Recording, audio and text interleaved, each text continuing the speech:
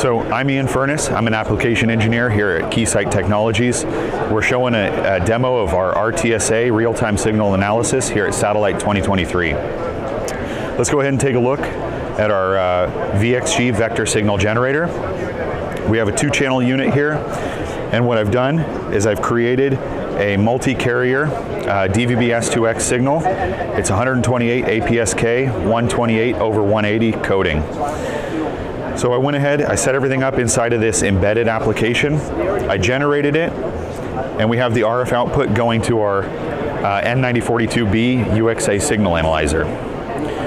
You can see here I'm doing the analysis using the vector modulation application.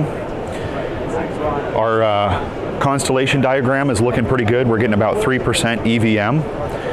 But the point here today is to show RTSA. So I've created, using the 8 virtual sources on the VXG, I've created a pulse, and I'm going to go ahead and load that on, and then we can see how it's going to just ruin our constellation diagram and our EVM.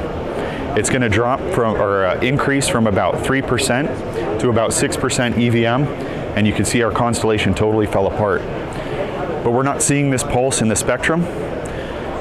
And then so to further take a look at it, we might look in the swept spectrum analysis, and we can see here that the pulse is not showing up either.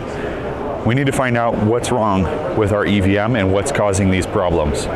So we're going to use the real-time signal analysis application. And the great thing about this is it's 2 gigahertz wide, which is industry leading. It's more than double what's available on the market today. And once it loads, you can see on the density plot here, there's our pulse. And then using the spectrogram, we could see the amplitude and frequency versus time of where this pulse is happening and how frequently. Now with this, there's also a lot of other measurement traces that you might want to look at.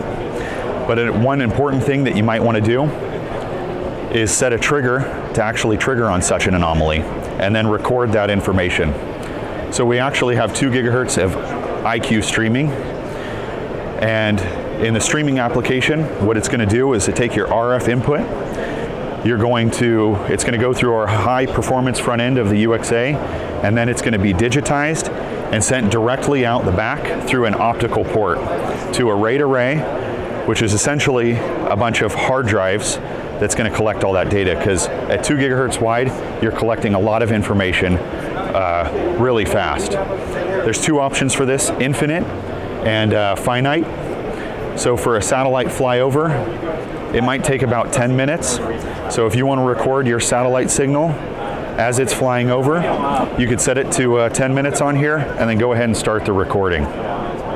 There's a lot of other new features that are coming out with this, such as CC-EVM and group delay. So thank you very much, and we hope to talk to you soon.